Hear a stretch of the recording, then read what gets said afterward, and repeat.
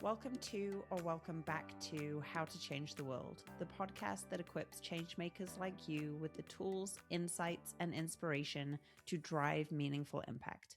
I am Catherine Alonso. In January of 2010, a 7.0 magnitude earthquake struck Haiti.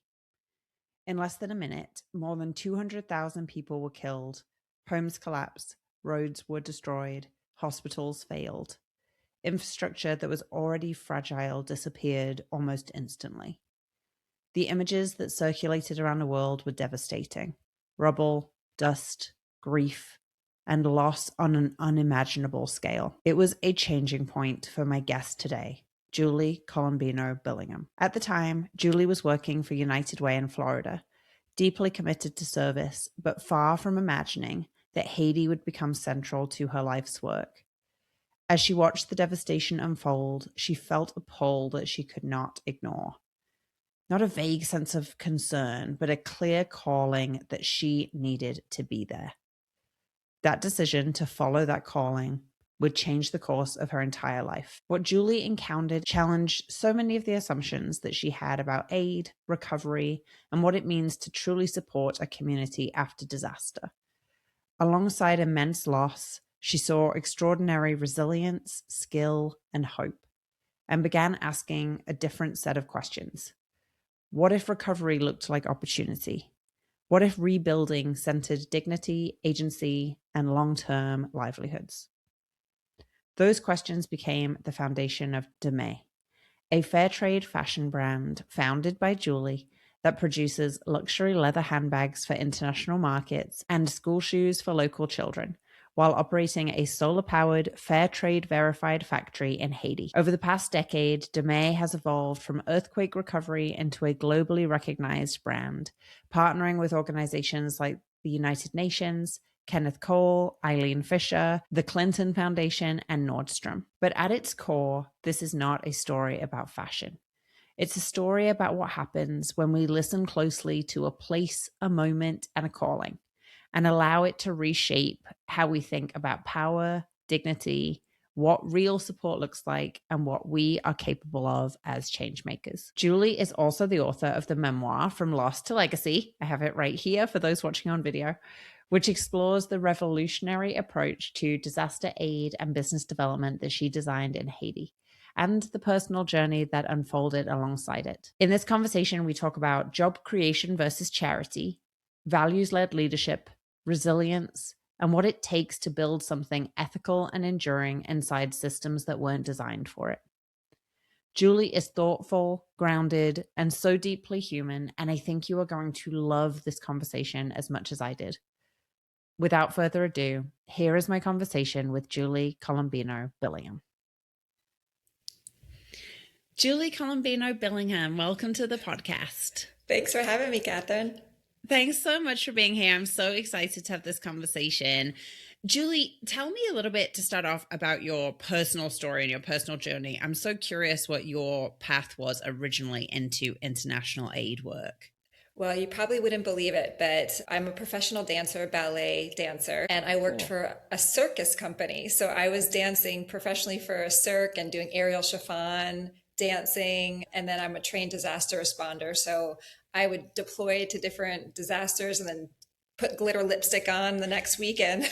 Dance in a show. And so it was a really kind of strange thing, but I have my master's in nonprofit management. I've always been interested in nonprofits and working with people, working within communities. I love the art form of dance. I love what cirque does and make people smile. And I was really good operating in chaos. So focusing on disaster response in school was something that just kind of came naturally to me. So that's kind of where I started. And, my world definitely took a whole different turn when Haiti happened, and that's when the international part came in. I was wondering when you were explaining that if there were unexpected similarities between disaster response work and circus work, and it sounds like maybe there might be. Just a little bit. Just a little bit. So, yeah, tell me about your experiences in Haiti. Had you been to Haiti before 2010 and the earthquake? Do you know what? I lived in Florida and I was only 700 miles away from the island, but I had never been before. So it was just really strange that I felt such a strong connection to Haiti and to Haitian people and to the work that was being done there. And when I deployed, I mean, it radically changed my life and my entire path for sure. Yeah. So tell me a little bit about that experience of deploying, what you experienced, and how it did, in fact, change your life and your work. So I deployed 10 days after the earthquake hit. So it was the worst disaster that I've ever responded to in terms of people injured and killed and lost and missing and the destruction all around us. So it was really shocking. It was really overwhelming. I also made a really strange decision, a really crazy decision to not go with the Red Cross or another organized relief effort group. I decided to go by myself, which it's frowned upon in the disaster world. I'll just say it that way. But I just felt really compelled to do this. And the first few weeks were really chaotic, and I jumped around to different places. And I ended up working in a disaster camp with the Scientologists who were doing really incredible work at the time. They're really A-class with disaster response. And we were distributing different things that we could get our hands on: water filtration systems, tarps, tents. And what really changed my life was about 3 months into the work, a woman grabbed my arm and she said, "Hey, white lady, I don't need any water, but I need a job." And it was like this thing just happened in my body and in my mind where I said, I don't really want to be a part of the immediate disaster response anymore. I want to be a part of long-term development, because I was recognizing that the poverty all around me was a disaster in its own right, different and opposite from the earthquake. You know, some people in Haiti describe it as like a cancer, that, you know, economic freedom just wasn't existing for the people. And the women there, the women that I was meeting, knew that in order to free themselves, not only from the disaster of the earthquake, but from the disaster of poverty, they needed jobs. And I wanted to be a part of that. So that's how it changed my life, because I was not in business at the time. Thank you for sharing that, Julie. It really resonates with me. One of the passages in your book, or I should say one of the themes in your book that really stands out to me, is when you describe this pull, this compulsion, that as soon as the earthquake hit, you physically had this draw to being in Haiti. And then when you were there, it sounds like that guidance, that it was more of a response from you than a choice, is how I interpreted it in your book. Is that accurate? Is that how it felt to you at the time?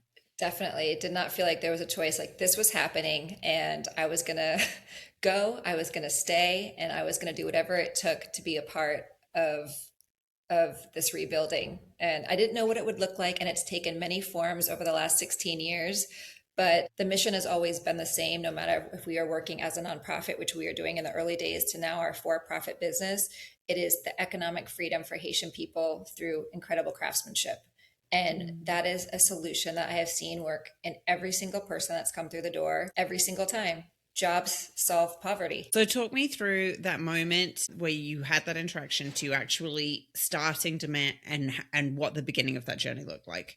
Sure. So it took about 8 months. So from meeting that woman, it's one of, like, people always ask, like, do you have any big regrets? One of my big regrets is I met that woman and I never saw her again. So she changed my life and I never saw her again. But she beat this idea into my brain. And then I just started talking about it amongst other people, anybody I could get my hands on. And one day, another woman working in disaster response said, "Hey, Julie, I need you to meet this woman, Jolena. She is just as passionate about job creation as you are. She started an orphanage for kids that lost their parents after the earthquake. She's really a radical, like, phenomenal woman. You got to meet her." And it was true. I walked into her tent that she was living in with all these kids that she had taken in, whose parents had perished during the earthquake. And she basically said the same thing. She said, you know, she was so grateful for the distributions of oil and rice that came, but they were fewer and further between as time was going on. Of course, you know, less aid was being distributed. And she said, "How will I continue to feed these kids if I don't have a job?" And her market had been destroyed during the earthquake. Her husband was a taxi driver, and that was destroyed during the earthquake. So there was both parents with no income and about 37 orphan children, plus their own 2 children. And I said, "Jolena, I had, like, this is what's been burning inside of me." And I told her about a time when I was in Malawi, Africa, and I had seen people making sandals from recycled tires. And this Jolena was the first person I spoke to about this. I'd been thinking about it for months now. And she said, "Well, we have tires here." And I said, yes, I know. I see them everywhere. And she said, and I used to work in a factory and I can sew. And so it was kind of like this idea was birthed between Jolena and I. And just so you know, Jolena is still my business partner to this day. So 16 Cool. years later, she is the head honcho down in Haiti at the factory. And it was her willingness to be vulnerable, her willingness to share her dreams and desires with this foreign person. And for me, I just said, I need to listen. If I am a guest in this community in this country, I need to listen to the people of Haiti. And so I really did. I just tried to absorb everything that people told me, try to take my life experience and see how we could weave it together to make a business, to make something that would change all of our lives. And Deux Mains today is a luxury fashion brand. And I have read your book and researched your story and listened to your TED talk, and to listen to you talk to, oh no, I mean, I love to, I like to be well prepared, but also I love to do it. And I've heard you talk about the first sandal. Oh. And luxury fashion isn't how I've heard you describe it. And so talk me through like how the first sandal was made, but then also how did the business evolve into being a luxury fashion brand? Oh yeah, such a great question, because yeah, it's had so many different faces. So the tire sandal was our very first product, and I would say it kept our business operational, and we went from 4 craftspeople to today there's 50 of us. So it's grown over the last almost 2 decades. But in that very beginning, it was 4 of us, 4 women sitting on the ground, cutting tires out with razor blades. I mean, it was ridiculous. Oh, it was ridiculous. The soles were this thick. They were wildly uncomfortable. My first idea was to use inner tube as the upper, which by the way gets hot. So when the sun would come down, it would like burn your feet off. I mean, it was crazy. But we kept persevering, going through. We met people that did macrame, and then we got into leather. And so we just kind of kept playing, and we just kept selling these ugly, crappy sandals, and people were buying them because it was kind of a novelty in Haiti. So UN workers and volunteers coming through. We were this anomaly. I always say, like, we were this group of homeless women. We were all still living in tents at the time, coming to work every day, making these ridiculous sandals. We didn't know anything about sizes and patterns. And I was just living on YouTube. And that's really how we started. And then slowly but surely, people started pouring into us. We'd have shoemakers come in and teach us. We even had the pleasure of working with Kenneth Cole, and I think that was like 2015 or 2014. Kenneth Cole came and designed a sandal with us, and he helped us use better leather, make better choices. Wow. Really. So it was like, that's why I always say building a business, especially in the developing worlds. I mean, I know from my personal experience, I can't speak for everybody, but my personal experience, it was hundreds of people that made this business possible. And, the evolution into handbags came from the fact that, we were already working with leather, and Haiti has a beautiful leather making industry. And you'd see the cobblers working and different artisans working in these different stalls, but there was no access to market. And so when people found out we were building a factory, they were kind of coming in and saying, okay, well, wait, I make this and I do this. And so all these different artisans, I mean, really our business was birthed from the wisdom of Haitian artisans. And that's how we turned into a luxury handbag brand. Fast forward a few years, we can no longer gather tires just because of the political situation in Haiti, believe it or not. So tires are a no-no. So it's a raw material we can't use. So we just stopped making tire sandals altogether. But don't worry, we didn't just forgo our footwear experience. We now make school shoes for Haitian children.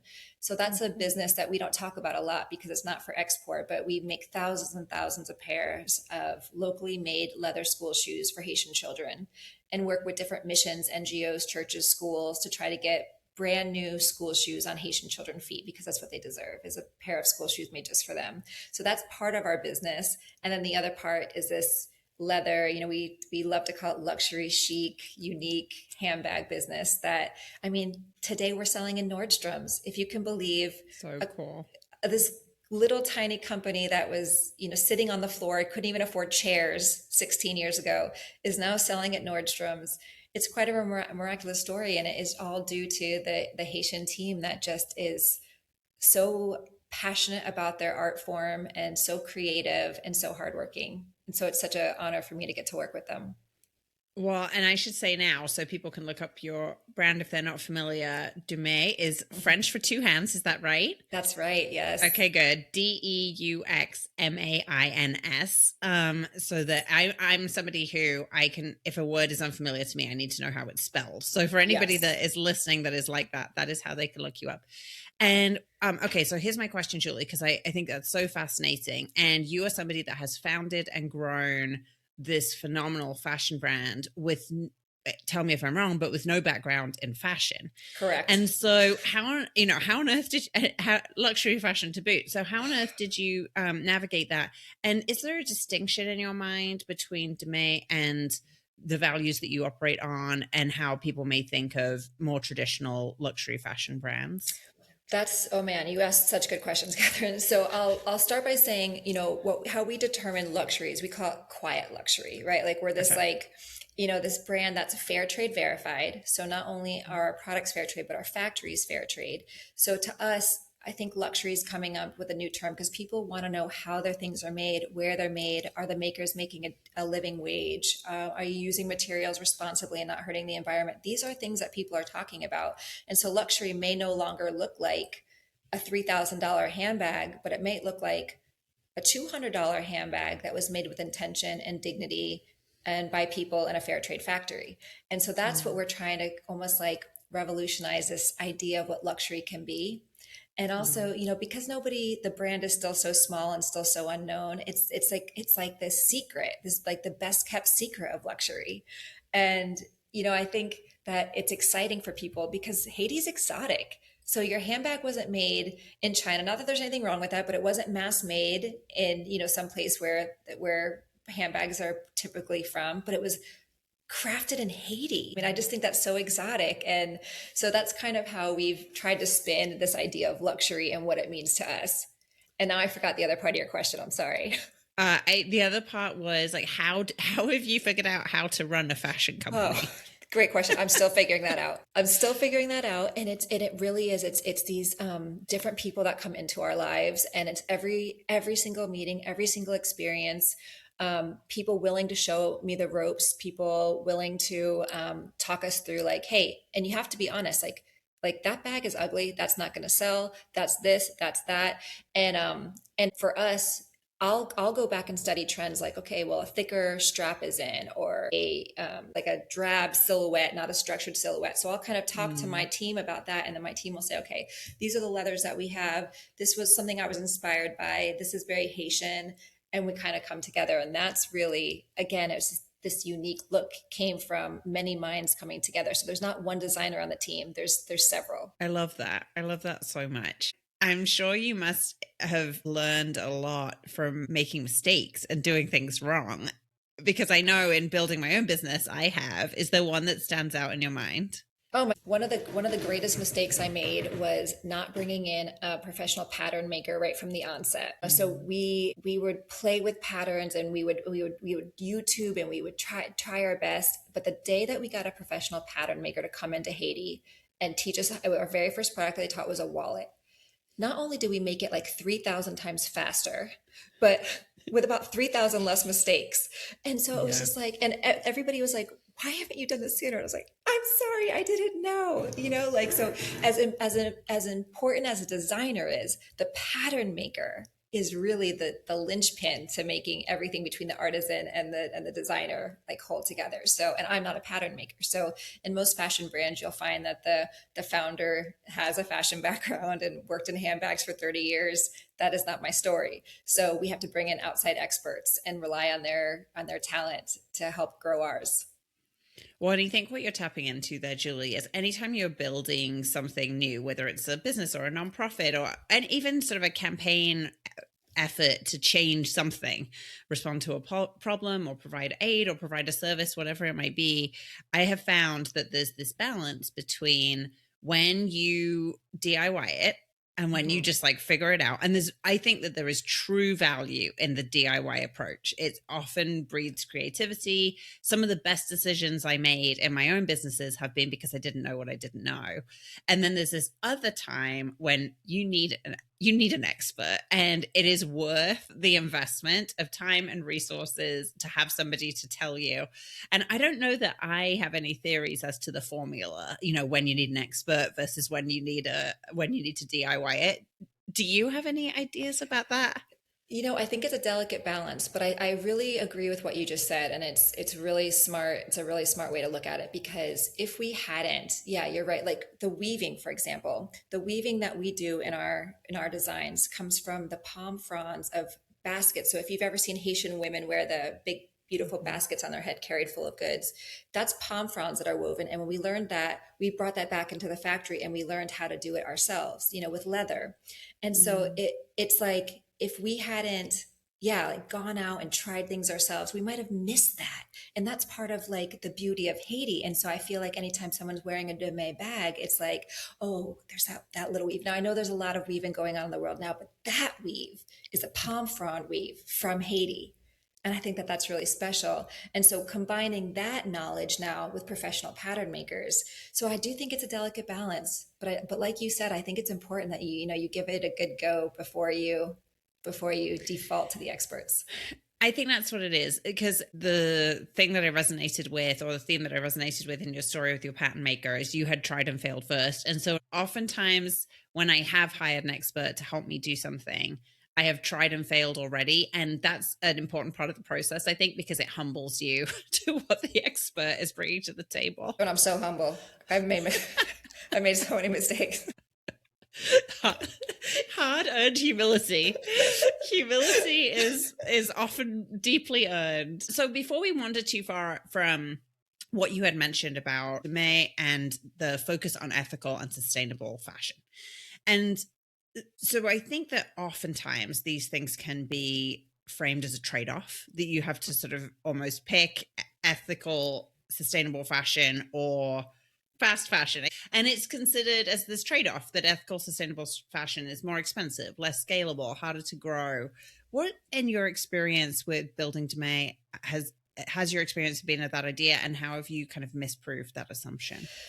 Well, I would say that, fast fashion is definitely trending. It's easier and quicker to buy a $10 handbag. And even though it's only going to last a month or two, it's going to crack, it's going to peel, because it's made out of usually vegan leathers, polyethylene, it's PU, it's plastic.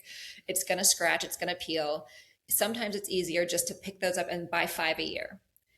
And so to make it, to like really change that mentality, that's really kind of the hardest thing, is to say, no, I think if you invest in a piece that's maybe $150 and you use this for the next 15 years, that's going to, that's a higher quality. That's something that you can stand behind. It's something you can be proud of. For us, I mean, every single decision, our values are embedded. I couldn't imagine doing our business any other way. Like literally everything. So when we built our new factory, it's solar powered. It's 100% solar powered. And that was such an expensive, huge investment. But for me, it was like, in Haiti, we use petrol and generators, and I didn't want to be a part of that. And also, we're in the Caribbean. The sun is right here. Like, why not power our whole facility with it? So it's like every decision was made, and it's better for the environment. It's better for our team.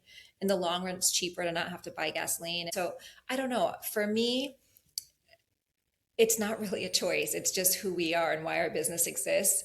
And I think that the more people learn about it, the more that they want to invest in businesses that do produce this way versus the fast fashion. And it does cost more. It just costs more in the long run. And people are more kind of, we're used to the Amazon culture. Like, we get everything immediately. And so it's hard to break that, but it's worth it. Absolutely. Well, I want to ask you more about your work in the communities that you're embedded within, and particularly supporting female artisans. But before I do that, I'm going to just take a quick ad break. Okay.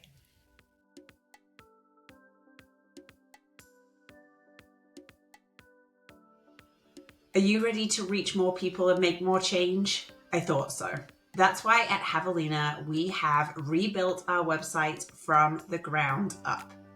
Every tool and resource on our brand new site is designed to help change makers like you reach the right people so that you can generate measurable results. Explore what's possible, steal strategies that you can use today, and see how purposeful branding, marketing, advocacy, and storytelling sparks real change. Visit javelina.co to dive in and start shaping the kind, equitable world that you are working toward.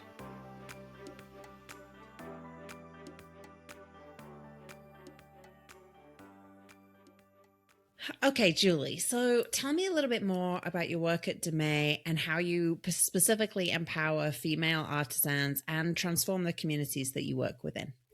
Well, women, they say, they have this saying in Haiti that women are the backbone of society, and it couldn't be more true. So for at Deux Mains, we are women owned and managed. So although we employ both men and women, our leadership team is it's like 95% women. We have one lovely young man on our leadership team. But for me, hiring and then promoting from within and really investing in the women on the team has transformed everything, because women are sometimes third-class citizens in countries all over the world, including, my own. And so I think it's important that women develop positions of authority. And it's kind of transformed our business too, because there's no looking down on women at Deux Mains. Like as soon as you walk in, you're talking to female founders, you're talking to female leaders, and there's an equality that exists and won't be compromised. And I think that not only does that affect our business, but it transforms their experience at home and my experience at home. Yeah, absolutely. Can you say a little bit more about that? Sure. Without getting on anybody's personal story, but women can be considered third-class citizens. I mean, I'm a foreign woman in Haiti, so I'm bottom of the barrel. And so it's easy to snuff off a woman. When I know, for me personally, when I'm trying to get investment, women are less likely to get investment. I'm in the fashion industry, so believe it or not, you'd think that's more women dominated. It's actually a highly male dominated industry. So you're pushed to the side quite a bit. You're not taken as seriously. You're not given the respect in meetings. I remember trying to get meetings when USAID was a thing, and people would say, "Oh, well, let's meet at the bar." And I'm like, I don't want to meet at the bar. I want to meet in your office. I don't want to go on a date. I'm married. Right. I want to meet in the office, and I want a proper meeting.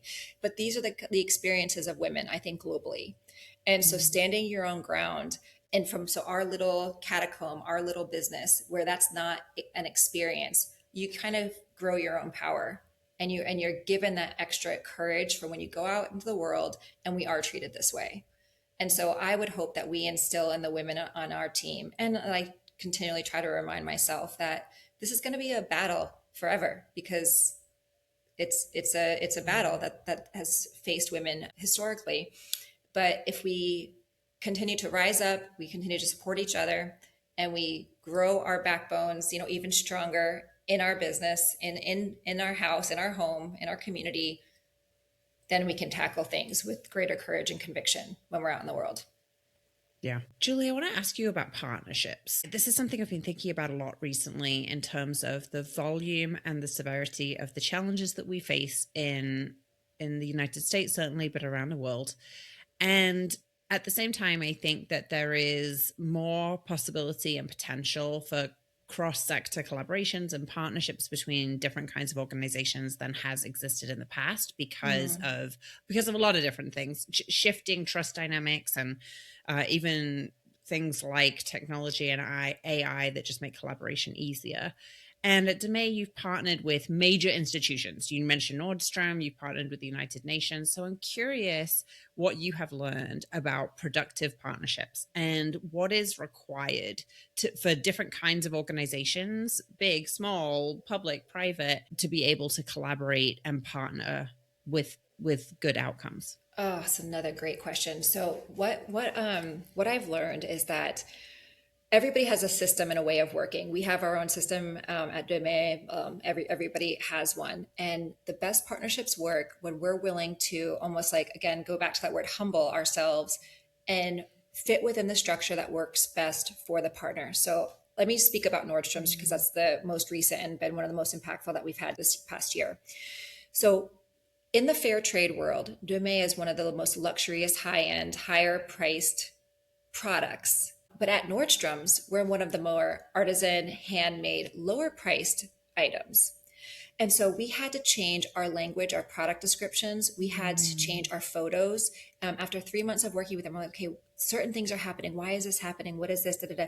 And we're like, and even though maybe in our own hearts, we want to say, no, we're exclusive and we're luxury and we're this and we're that. That is not what our partners, clients were telling us.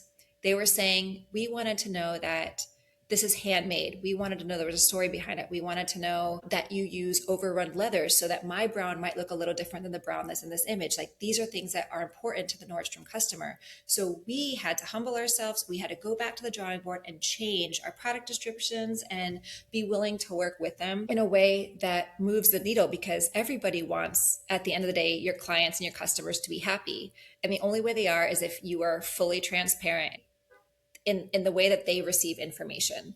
And that was the biggest learning thing, is the learning curve for me, was that everybody receives information differently. Everyone has a different experience, and we have to be willing to like climb into the shoes of our partners and experience that if we want a good outcome. And that's how we've had the most successful outcomes. That is so insightful. I really appreciate you laying it out that way. And then it prompts me to have a follow-up question, which is, when you talk about that humility, that change, that flexibility that you've had to have in your partners, do you have a framework through which you determine what aspects of your brand and your business are flexible and where your non-negotiables lie? Well, our non-negotiables will always lie with like how our people are paid or treated. Like, our team comes first, and that is a non-negotiable. So not that anybody's ever said, pay less, but I'm sure, I've had people who wanted to buy my business before, and I'm like, I need to know all your intentions first. And I haven't sold yet. I'll just put it that way. I'll probably never sell, but yeah, our non-negotiables are our values, and those are rooted in the Fair Trade Federation, how we operate, how we treat people, how we treat the planet. But things that we're willing to negotiate on is, how do we talk about our product? As long as the dignity, integrity of Haiti, the Haitian people, and our work is always at the forefront, we could say, this leather is dead stock, and therefore there's variations in the leather, or there may be variations in the weave because it's handmade. So as long as there's the integrity behind it, we're happy to change how we position ourselves so that someone else can understand. It's funny, we were talking earlier about book writing, and with my publishers, I'll never forget them saying one day to me, because I said, oh, this isn't exactly the timeline how that happened, and it's really bothering me. And she said, do you want the timeline to be exact, or do you want other people to follow the story? And I said, thank you. I want other people to follow. I know the story. I lived it. If I want other people to experience the story and understand it in a way that's digestible, I have to be willing to be flexible. And that's kind of the same way that we've been able to, use flexibility in our business and not undermine our own values. Well, I love that, because it's so easy to get attached to the way you do a thing, and to decide that the way you do a thing is right and a different way is wrong. And so you're talking about particular colors or dimensions or sizes or shapes. I used to translate that into my own experience when the core of my business, of course, is working with clients to develop their story so that they can make more social and systemic change.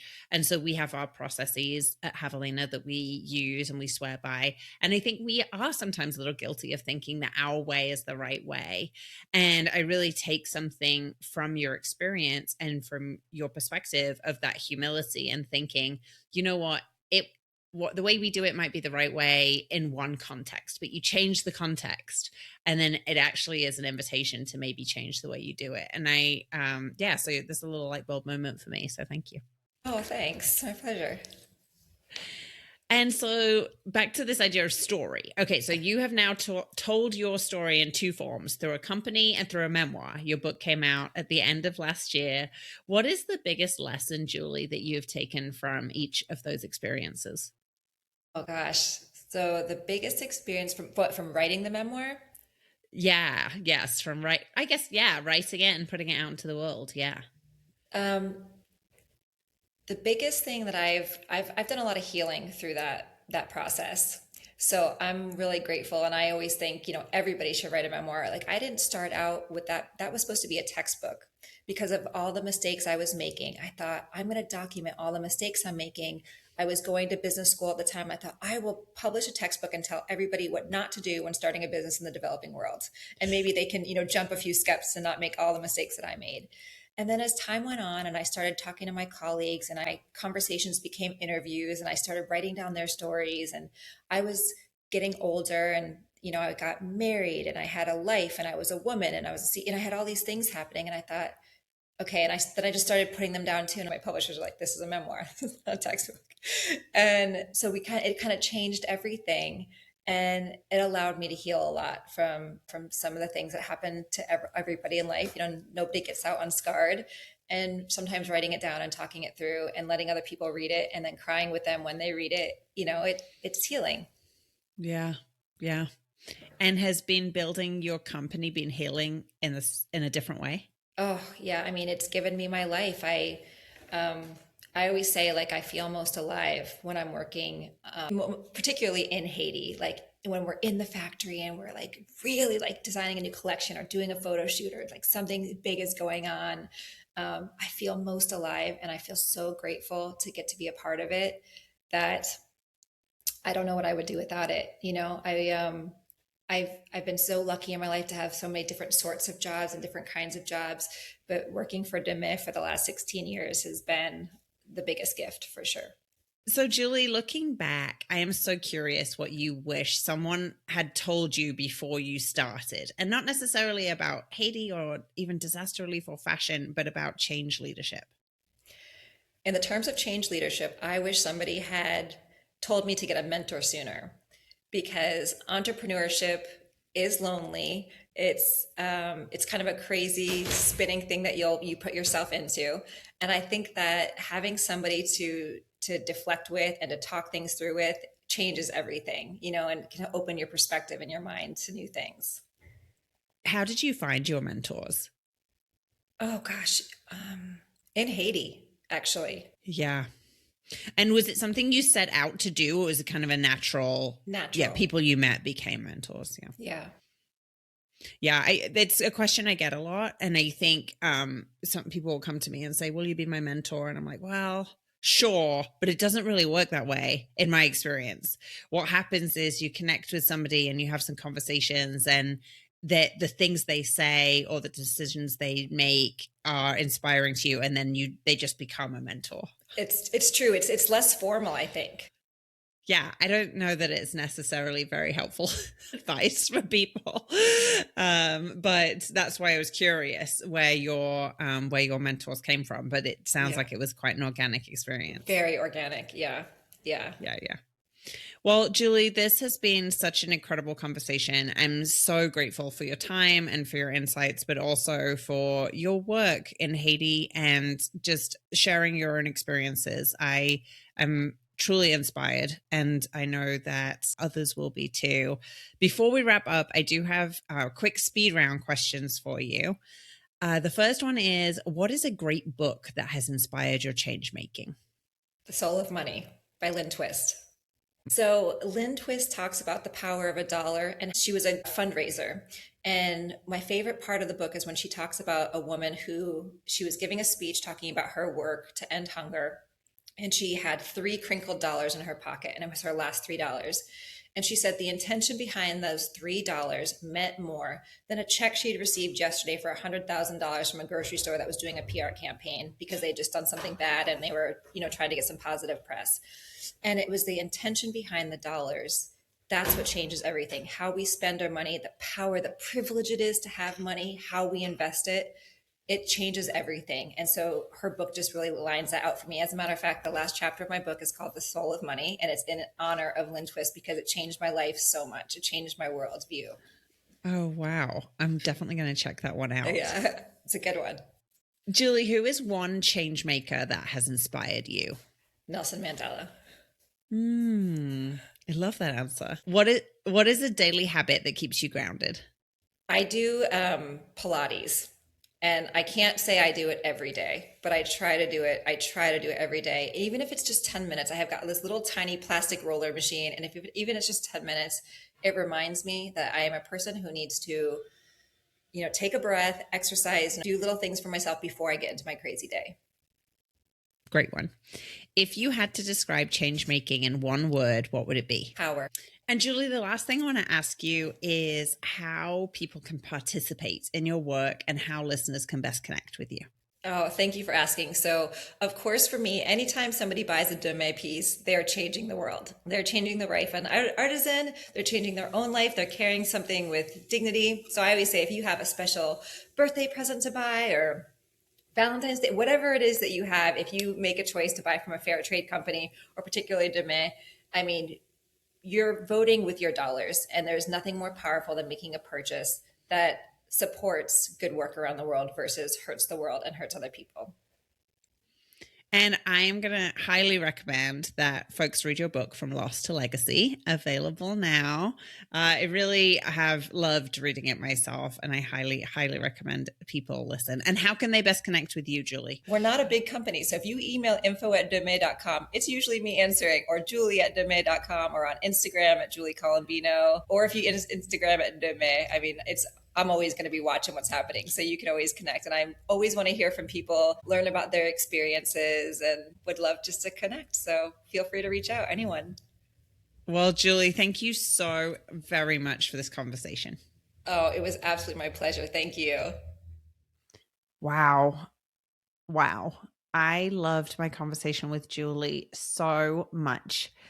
I find her story so incredibly inspiring, and I was taking so many notes as we were talking. And I think my biggest takeaway, well, I have like 5.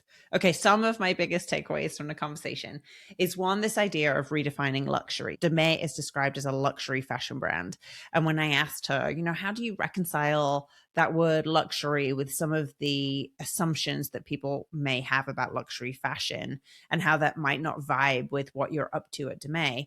And she said, we're kind of redefining what luxury means. Like, luxury means to us something that is ethical and sustainable and intentional, and it looks good, and it costs a little bit of money, but it doesn't cost as much money as you might think when you think of luxury fashion. And I just love that. I love the idea of redefining these words when we are developing our own change-making causes and organizations. Another thing that really stood out to me is when we were talking about partnerships, and I said, what makes a good partnership? And she said humility and being willing to flex and bend some things that might work for us so that we can work with our partners' systems. And I think that flexibility and humility is not always natural. It's really natural to think, no, we have our way of doing things. And so those were 2 very specific takeaways from our conversation that I am certainly going to be threading through my own change-making work. And that is the entire point of this podcast, so that we can listen to the great stories of these incredible change makers and take lessons from their experiences that we can thread into our own change making work. If you enjoyed this conversation, I would love if you would share it with someone else that you think might also take something from it. And until next time, when I cannot wait to share another story of change with you, I hope you have a great one.